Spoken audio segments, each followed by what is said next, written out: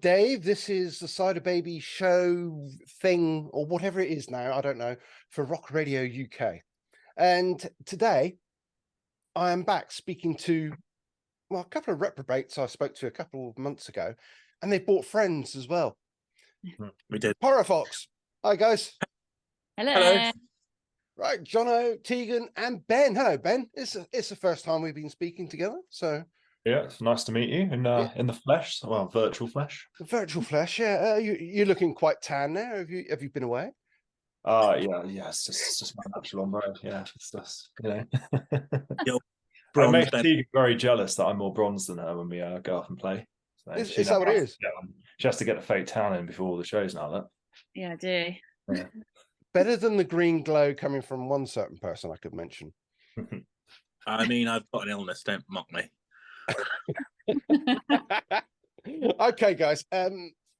Pyrofox, you have now launched your first official single. Yeah, we did. Amazing. I thought it went well. Unless you're going to tell me otherwise now that it was horrendous and you hated it. Well. Oh my God. Well, I've been saving this for while we were recording. I mean, it was completely different to what I thought it was going to be. What did you think it was? Yeah, I don't know. It was completely different, and it sounds like nothing else that I've really heard in genre before. Good. And just those two things make it absolutely fantastic. That's pretty good, man. And the actual song itself is just brilliant. I'm absolutely blown away with it. So first single, well done. Oh, thank you very much. You're too kind. Well, we will move on to the potty mouth in the middle of the song. Well, I know. Well, funnily enough, I've just finished creating a radio edit, so that's going to go out. It's okay. Right, tell me about the song. Oh well, where to begin with that one? It was a song that we had written before, under a different name, but we just revised it a little bit. Yeah, I don't know how we came up with that. Really, how did we come up with that, Ben? What there's originally, I think it was didn't you and Hams come up with it originally in Spain, and it used to be called the Spanish Riff, and then you showed it to me when I joined later on, because they were obviously in the band, like previous band before together, and then I wrote a chorus to it, and then we sort of just three heads are better than one sort of thing, came up with the song from that. Effectively, it started with a riff. I'm sure it used to be called the Spanish Riff. I think you might correct me on that. Isn't it three heads are better than two though? There's two of us. Even better, you know, it's debatable. Depends on the extra heads, doesn't it? Yeah. No, I'm sure we then just sort of crafted it in the studio between the three of us, and then we then presented it to Tegan, and she did her magic, wrote some banging lyrics, and the rest is history, as they say. Sorry, that is my chair squeaking and not my arse, if anyone's worried about that. I wasn't going to ask any questions about that, but yeah, okay. So Tegan, how did it go for you writing? Well, to be honest, I mean, I'm like, because I'm so new to writing my own stuff, really, I've always just sung what people have asked me to sing. So it's all like a new experience for me, but because the music's just so upbeat, and it's like you've got to rock out to it, so you couldn't write anything too deep. So it's like just something that you can just enjoy listening to and just dance to. So yeah.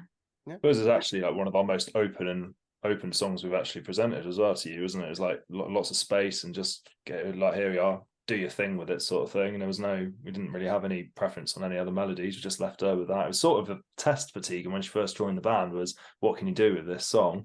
I know, and I mean, so far pretty well. I mean, luckily, so far, all that I've turned up and gone, right, I've written some lyrics to this and sang it to the guys, and I mean, I'm sure this will change at some point, but every time they've gone, yeah, I like it, sounds good. Yeah. Obviously still in the honeymoon period. Soon we're going to get comfortable enough to be like that. I know.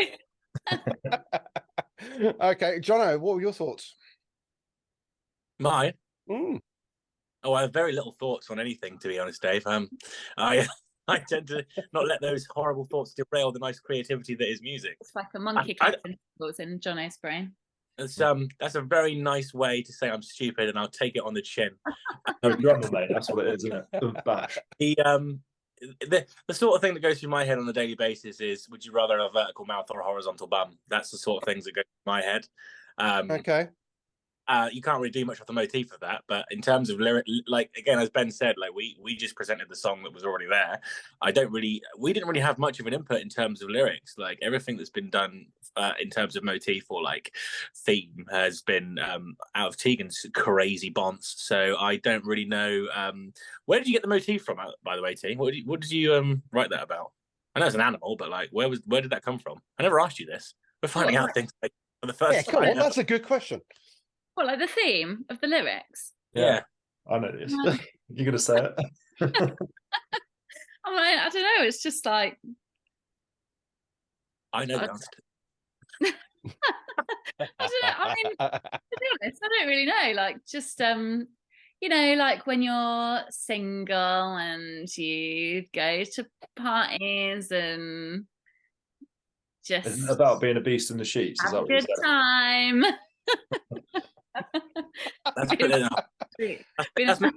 That swear look a little less sweary now, isn't it? When you start looking at it from certainly does. Yes. I think I'm gonna have to put this out after the watershed.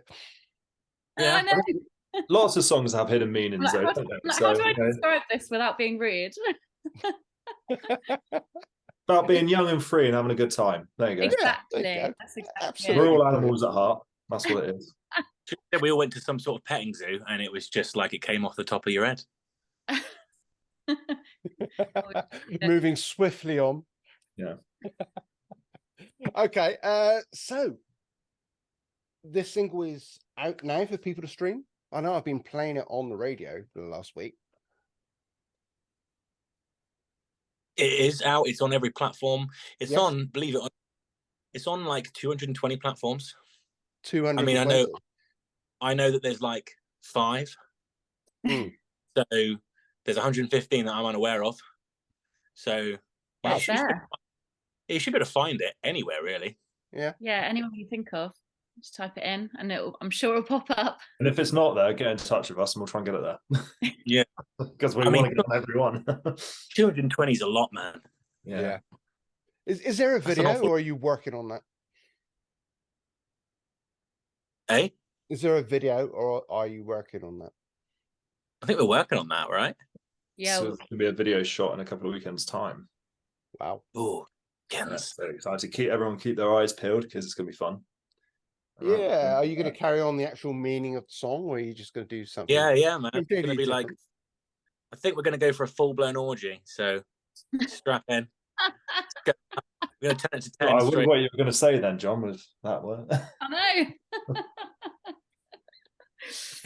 Okay. It's going to be a little bit more artistic. Yeah, you're going to read between the lines a bit more, I think. Yeah. Okay. I did ask You a question, though, didn't I? You did. Sorry. Okay. So what's next for you guys? You got gigs coming up? You got more singles planned? What's going on? Yeah, we've got lots of gigs in the diary. We've got another one at the end of November on the 30th at the Anvil. Then what's next after that? Oh, we're hoping to get back in the studio in February, I think, aren't we? To record something else. Song pending. We haven't quite decided which one we're gonna whack out yet, but we got a fair bit going on. So we're like Tegan said, we've got the Anvil in the new year. We have a couple of shows booked already for, again, a couple of shows in Bournemouth. We've got one out of town in a place called Whitchurch at Percy's in April. We've got other stuff coming in through the calendar now, starting to trickle in since we put the single out. Stuff starting to come in a little more. I'm sure by next we speak, we will have a bunch more, but they're all very well advertised on our social media, on our bands in town, that kind of thing. You can find, like, just type in Pyrofox into Google and you're going to find us like anywhere. So I think also we might potentially be appearing at Metal to the Masses in questionable area yet. I'll let you know which one it is, but we're hoping to get onto that. Yeah, I think there's a couple of places we also want to get into as well. Like Ben said, we've got a music video going on. We are going to get back into the studio, record another song. One that we've already got at the moment, but we might write another one before then, hopefully, because we're we're sort of ramping up a little bit what we're doing and meeting like sort of twice a week now, just to do some stuff that's quiet and then some stuff that is a little more full on. So we've got both elements covered. We're also, you know, the regular practices are keeping us a little fresh and allowing us to work on our set a little more and craft it, so that when people come to watch the show, they're not watching the same show over and over again. There's differences in between. The songs are in a different order. I know that sounds very minimal, but from a musician standpoint, it allows us to change positions in our performance element. And we just love trying to trip up Tegan every time we play, so she doesn't expect something. We actually had a gig at the weekend and we played a song that we finished on Thursday and we played it on Saturday. So I mean, that's how on the edge we are with it all. So That's pretty cool. Yeah. we remembered every lyric as far as we're aware, because we didn't know what they were. So, you know, you could just sing whatever you want and get away with it. I mean, funnily enough, I actually managed to get them all right, which I thought was a feat in itself. I think I was more nervous for that one because I was the one at the back literally praying that I was going to get it right. Did you see me celebrate at the end of it as well? I was like punching the air. Yes, I got it right. Okay, brilliant. So lots and lots going on. I mean, I can't remember if I asked you this last time, but are you going to go down like the singles route and then maybe put out an album a year or so down the line when you've got I think we're half a dozen songs do already out? singles, I think. Yeah. I think that's definitely the route we're going to go down. I think, you know, it sort of just is a bit more like trickling stuff to the people rather than, you know, a lot of radio silence and then a whole bunch of songs. I think we want to just keep bringing stuff out, keep the momentum going. The other thing, obviously, is dictated by money, and you know, at the end of the day, we're effectively started again, brand new. So you know, we need to save up for a bit to be able to do an album, and in the meantime, trickling sort of singles out over that period of time hopefully keeps people interested. And like you say, no radio silence, and then just bang, here's an oversaturation of our music. We'll just keep trickling out, and it'll keep us on our toes to keep writing more as well, and not just get complacent and lazy with just the same old tunes. Yeah, I mean, go on. Sorry. I said the quality of what we do is really important as well. So we will never put out anything that we wouldn't personally listen to ourselves. Having worked with Tegan now for, you know, I think we're 7 months, I can tell you that she's very particular about what is sung and how these things go. We're often writing material and then playing it for a few months and then, I don't quite like that vocal line. I think this could be better. Oh, and what's supposed to be better? Just, you know, better, man. Like, okay, so then that means that. But I think it keeps your standards high, and it means that you're always trying to give your audience something that is enjoyable and pushing the boundaries on what we're capable of. We've worked with a bunch of producers over our time as musicians, Mel, me personally, and they always try to push you to do something that is labeled spectacular. And from a creative standpoint, don't take the safe option, because the safe option everyone does. Do something that's going to challenge yourself and push you to create your best music. And I think we're 1 for 1 at the moment on that. I would say I'm not blowing smoke up our bums too much there, but it becomes harder the more material you put out, really, because obviously we've only put out 1 single. But at the same point, like the guys just said, to have an album would be like a lot of time without releasing anything, and there's only so many times we can post content of us, I don't know, throwing jelly beans at each other before it becomes irrelevant. You know, we need to start looking at what we can do content wise, and the music industry is ever changing with technology as well. So, you know, and you've got, of course, AI now who comes in and can program music. So that's even raised the bar for people working together even higher. And in between that, it also gives us time to work on the live show as well, because AI can't perform live. That's what we found out. We found that one out. So that's one of our right. Okay. Well, you say that like you said they can. No, well, we'll see. That's terrifying. I know. What was I going to say? I mean, going back to the album thing. I mean, you've really got like focus 3 tracks and then the album, and then you could disappear without a trace. I mean, I think what you're doing is the right thing. Just keep trickling every couple of months, maybe getting a single out, just keeping your name on the tip of people's tongues. I would definitely like to see you on Metal for the Masses and on a Bloodstock stage. But where else would you like to play, I suppose? Which other audience would you like to perform in front of? I'll play anywhere. Let's go to America. Fuck it. Oh, Ben. Let's edit that bit out. We'd like to go to America and play in front of. Yeah, no. I'm lots of festivals though, aren't there? We're in talks with a few at the moment, but you know, the dream as a British rock band is to play Download. Yeah, so Absolutely. get on the bill there. We've done a few things in Europe. It'd be good to go back across there again, go across the channel and do some shows over there again, because it's always quite a good crack. Yeah. I'll take any of them. There's such a selection of what we do, and I think that our music is, although it's like rocky and a little bit heavier parts, I wouldn't call it anti-commercial or anti sort of like mainstream agenda. So I think that you could slot us nearly in. You could probably put us on Isle of Wight. You could probably put us on Glastonbury. You could probably put us on, I don't know what else is going on. Like what else goes on? Well, Leeds, Reading. You could probably put us in any of those festivals, surrounded by the right bands, and I think that we would fit in. So like, we'll play wherever the vibe is right, you know, because it's about more and more as time goes on. I feel it's about the atmosphere and the people and cultures you surround yourself with, especially in a time when it's costing about 700 quid just to keep the lights on every month.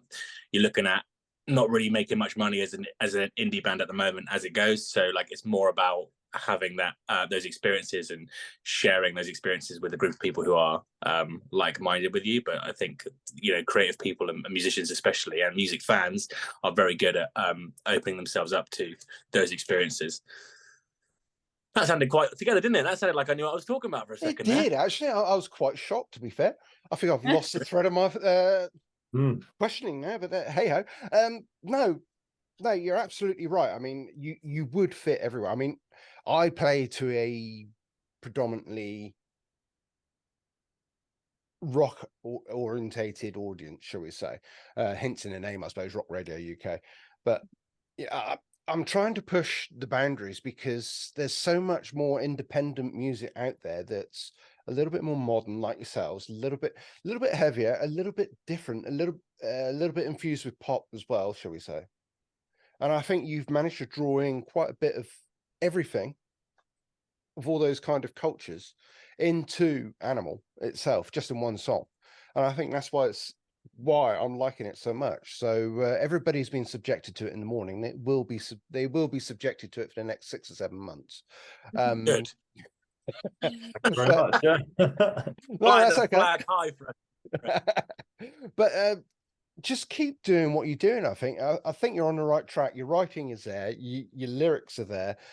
The playing is, without question, top quality. So where do you think you guys can improve on? Where do you think, what's that one thing you want to do? Just want to get right? To be honest, like I think every song that we write keeps getting better and better. And, you know, we're learning. I mean, certainly me personally, I'm learning about what, like, as we're writing more and more songs, I'm like, oh, this works better than this. And, this sort of style works really well. And it's, it's nice for us to sort of play with different stuff to figure all that stuff out of where our strengths lie. And so yeah, I just think we're learning as we're going, really, aren't we?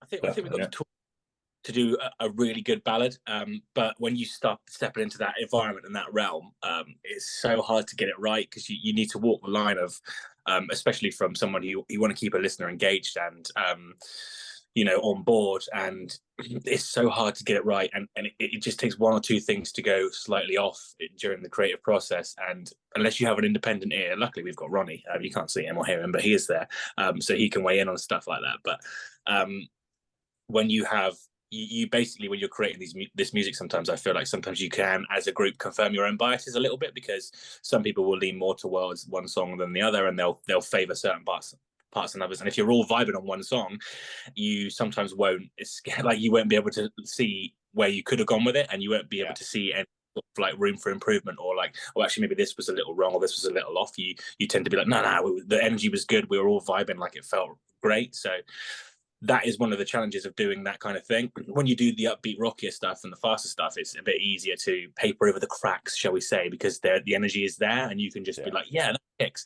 But when you slow down and do like a ballady type thing and something that has like a lot more meaning and soul, that becomes very tricky to get right, because it just people have to resonate and connect with that. And no pressure, Tegan, but like that's really it lies nearly 95% on the vocals, because if you listen to any great ballad, the musical arrangement behind it is very, very basic.